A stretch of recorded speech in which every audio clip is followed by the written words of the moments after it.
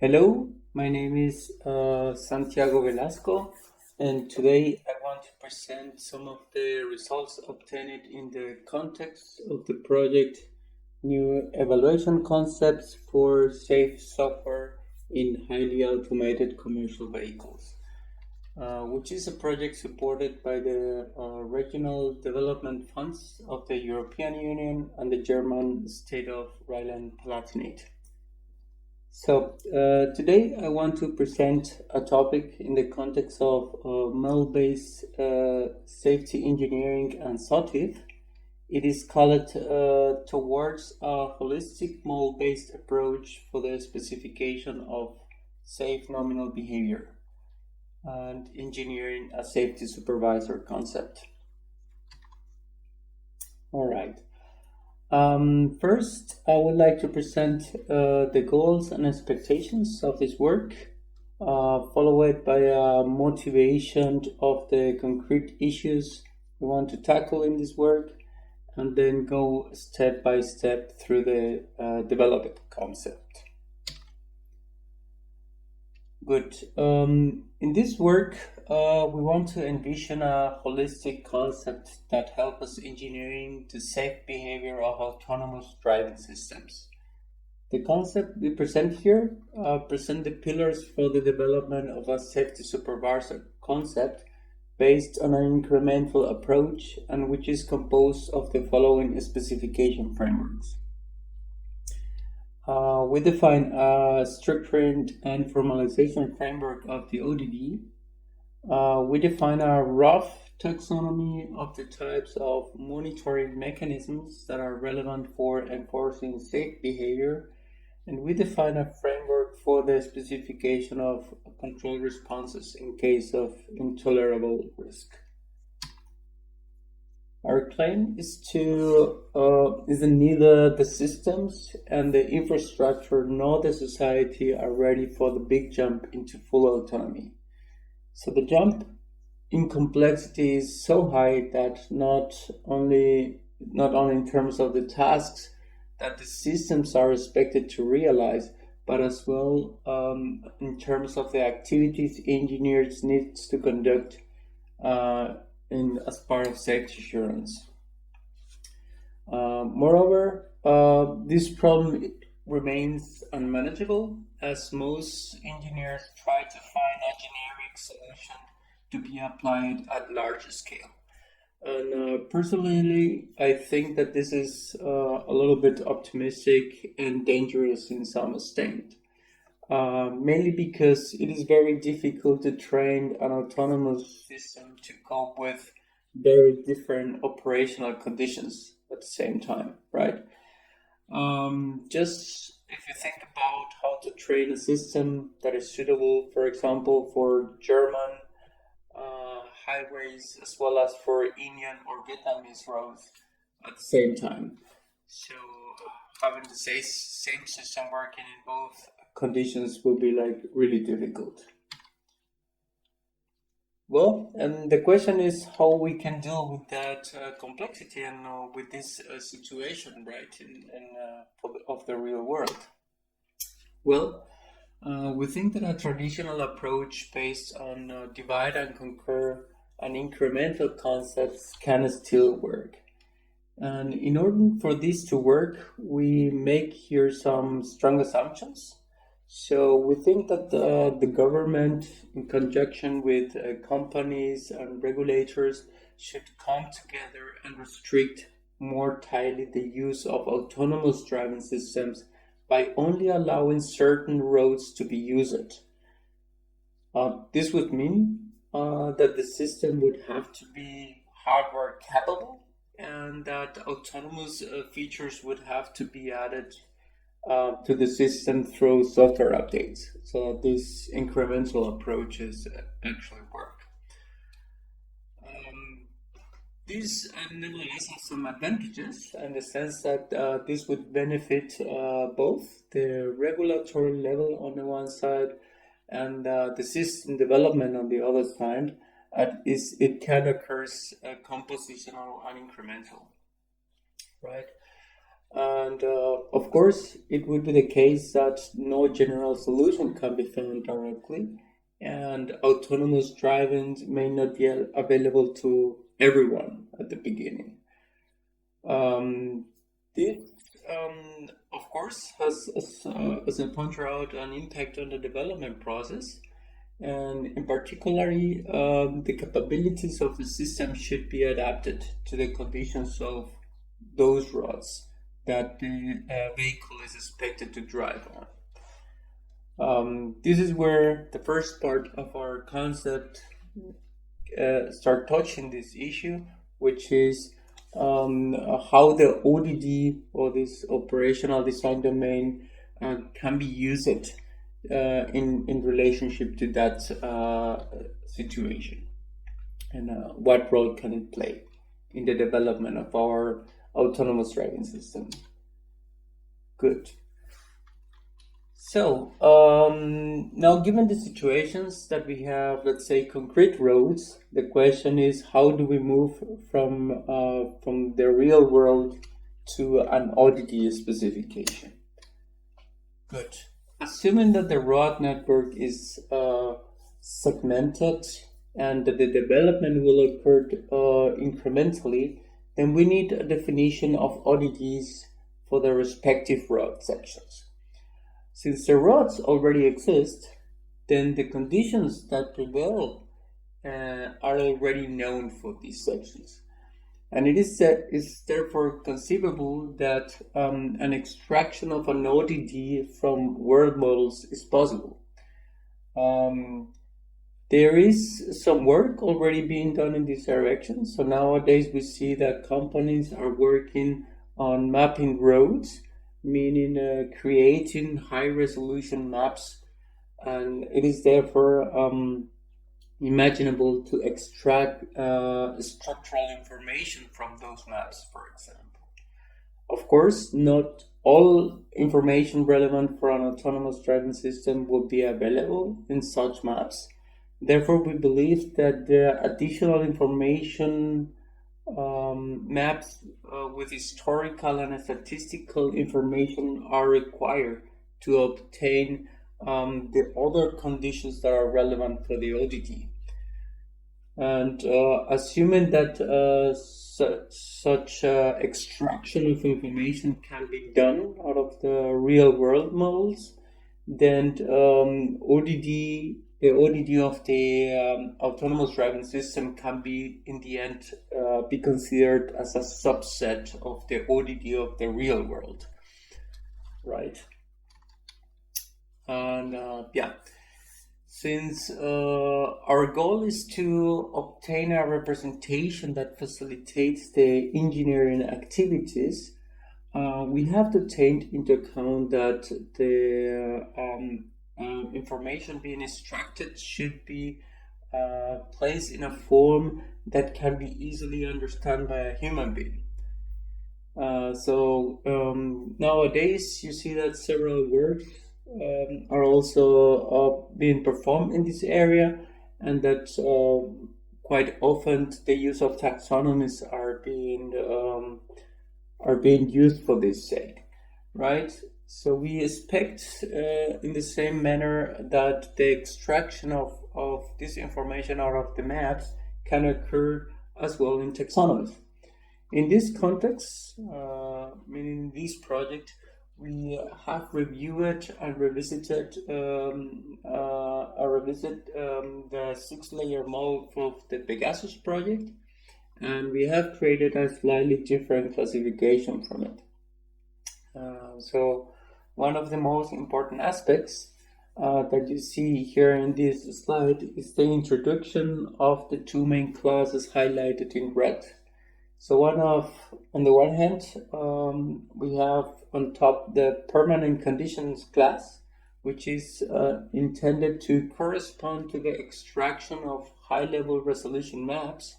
And on the other hand, we have the variable conditions class, which should match the extraction of conditions from information maps.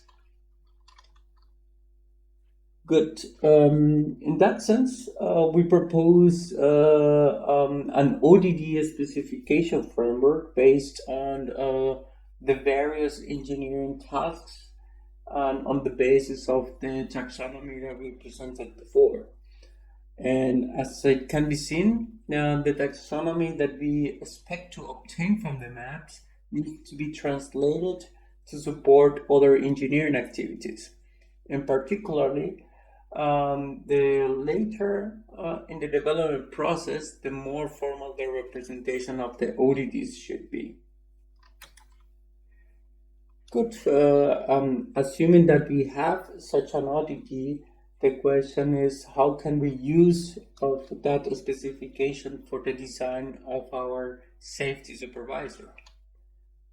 Well, for now it makes sense to introduce the safety supervisor concept. And we see that a safety supervisor is generally understood as a component that centralizes the detection of unacceptable risks and controls the system to avoid or reduce these risks. The concept itself is not really new, so other authors locate similar functionalities into so-called safety channels or safety layers or safety managers.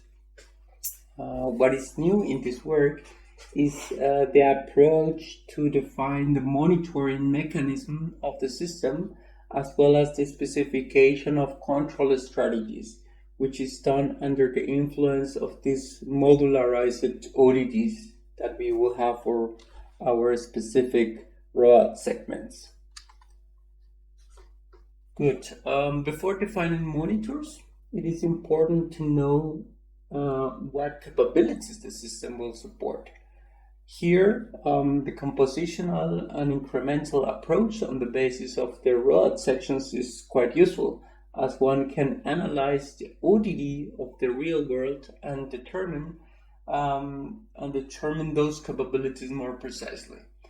This will help identifying the necessary capabilities on the one hand, but as well the desired capabilities, as these are, let's say, different subsets. At the same time, this will help determine the operating limits of your system, meaning the limits of the ODD for the particular road segment. Part of the goal, of course, is to find out which conditions need to be considered with some special attention and which can be neglected in order to focus the training and validation activities, right? Meaning you don't want to focus in conditions that are not relevant for a specific road segment or that are very unlikely to happen there. Good. The identification of monitors for system capabilities goes in hand with the analysis of operation conditions and the architecture itself, right? So we classified the analysis according to the sources of the risk that can occur from the system, right? So on the one hand, we see the risk that have its origin in the system and put, of course, the passengers and participants on the road at risk. But we also see the risks that can originate through events occurring outside the system and which are not really related to any problem on the system, right? So we see that dedicated techniques for the analysis shown at the bottom of this classification should help determining the risk sources. And from them, we will define requirements for the detection and treatment, and which will generally involve the definition of safety monitors, right? And in this sense, we propose as well a classification of monitors matching these types of analysis. So here we see some examples of what we expect these monitors to be.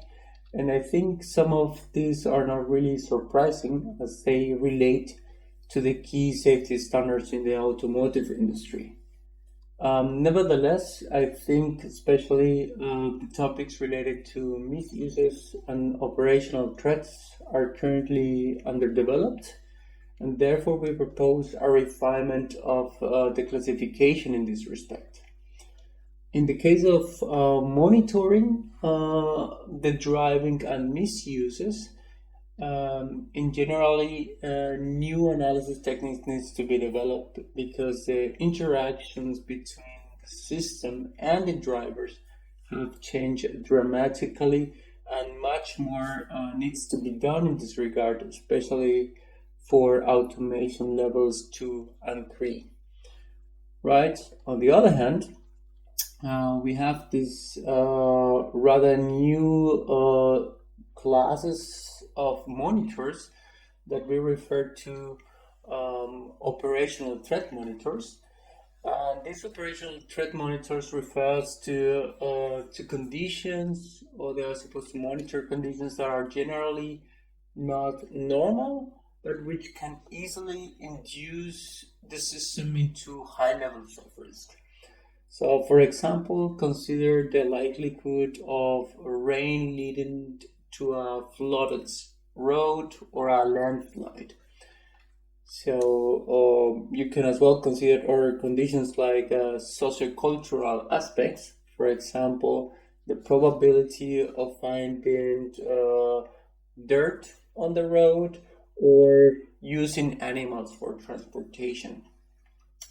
Here again, the compositional approach for the road makes sense again, because such conditions do not have to be considered, for example, for many roads in Germany, right? But you will have to consider such conditions in other parts of the world. Moreover, depending on the probability of occurrence of such events in the road sections, this might be avoided already on the strategic decision level. For example, the system shall replan the road if the history of the roads planned ahead points that one or the other segment tends to get flooded and the system is currently operated under the rainy season.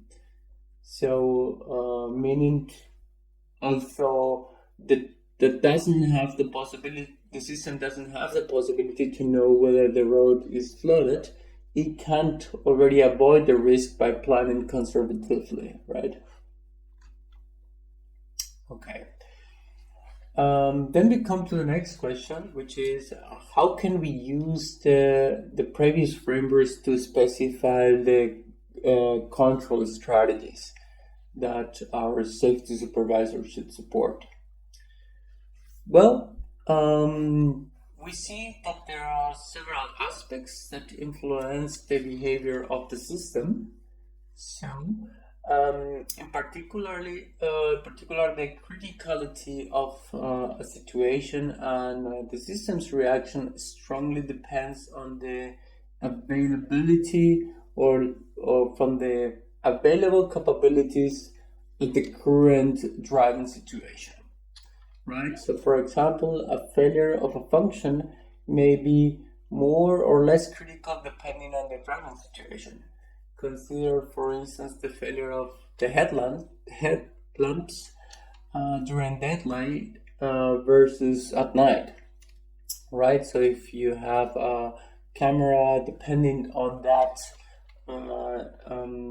of the road section being illuminated, so this will play an important role. And for that matter, the impact, this will impact the system's response in order to cope with these aspects, with these effects on the vehicle.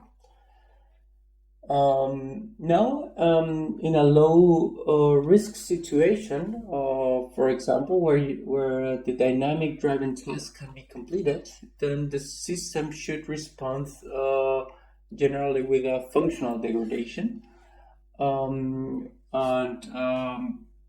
higher the risk, the different will be the responses. So when the risk get higher, a critical, for example, when a critical system failure occurs, then the system should react, for example, with a fallback strategy.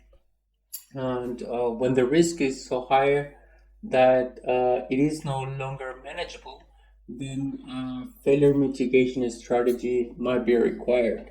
So most of the times this means something like stop in place, right? So, and we're looking at this, let's say, different combinations of factors. In the end, our goal is to optimize the availability of the system, right, by specifying control strategies depending on the risk of each situation. And yeah, how do we make use of that, or how can actually make that happen? Is that as we saw before, the definition of the capabilities and the monitors goes hand in hand, and this happens iteratively with the analysis of the conditions and the development of the functionalities. And through this analysis process, system capabilities should be explicitly linked with monitors to achieve coverage of risk sources, and finally be able to argue completeness on your safety concept. So this relationship is very important. And at the same time, this mapping should help with the identification of risk scenarios from a combination of system failures or external influences, and this in the end will be used to define a centralized control response at the safety supervisor, right? So this is kind of like our idea. And as you can imagine, as part of the safety concept, the system responses needs to be developed. And as I said earlier, the operational scenarios in which the issues occur are an important factor. So in this case, a scenario-based representation of the ODD will be very helpful to systematically drive the definition of the system responses. We defined a scenario as a traversal cut or slice of the ODD taxonomy, and as mentioned previously, we have two main blocks in the ODD taxonomy. So one with the permanent conditions and one with variable conditions. So in our approach, we want to split the road into sections by primarily making use of the permanent conditions. This means that we can go beyond the existing partitioning of the road network if required, right? But this depends, of course, strongly on what level of granularity has been already done at the level of the network. But probably means that you will have to split it into more details, depending on how much control you want to apply. Now, the strategy is to take advantage of the fact that the permanent attributes of the scenario are really the stable part, and the behavior can be roughly planned while ignoring or abstracting some of the variable conditions. This leads to the definition in the end of families of scenarios, right, for which there will be a special behavior. So imagine your system gets blind, so camera off, but can still rely on GPS, right? In this case, if the vehicle is on the road, then it could opt for a stop in place, if you are, let's say, with a high traffic, right? But if you are on a relatively empty road, you could navigate to the next safe zone. Of course, by doing very conservative maneuvers, which could include, of course, reducing your speed, starting the warning lights, broadcasting emergency messages, activating the horn. So anything that other participants can understand as an emergency situation, and therefore assume that they will behave conservatively and they will make you space so that you can, let's say, reach your next exit, right? And in the end, so given this route segmentation and the relationship between capabilities and monitors, it is now really possible to more accurately determine the actual risk for a given scenario, and more and plan more accurately appropriate system responses, right? Because the system responses will be dedicated for specific route segments. That's the goal here. And in our framework, we propose to map the major response classes to the criticality of the scenarios. And since this separation will not be so sharp in reality, because the risk assessment will remain subjective, we propose to define the response in terms of atomic minimal risk maneuvers.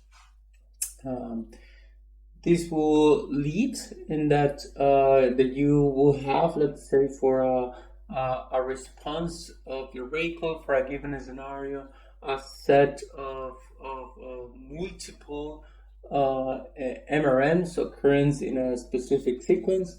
So currently here we are just seeing that one occur after the other, but if you have, let's say, much more complex situations, so you probably need more like a sequence diagram depicting what happens and what is really happening at which level of decision making, right? So you see here that for every maneuver, minimal risk maneuver, there will be actions occurring at the operational level, there would be actions taken at the tactical level, and at the strategic level, even some actions might be started early in the minimal risk maneuvers, which of course are supposed to take a little bit more of time to be completed, and after a certain point they might be again re-evaluated depending on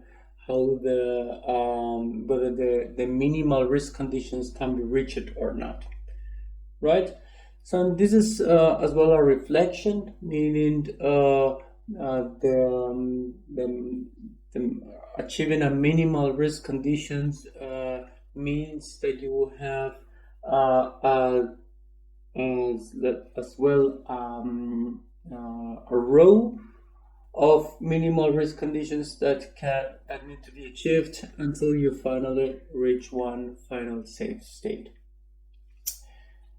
And in the end, it should be noted as well that the atomization process of minimal risk maneuvers could as well be helpful in terms of reusing those maneuvers in other families of situations, right? Meaning that you can go compositional on your behavior in such sense, and therefore save some effort when defining the behaviors for different road sections. All right, so that is at the end of this presentation. So I hope that you got some ideas from what we presented here today, and I want to thank you very much for your attention, and yeah, goodbye.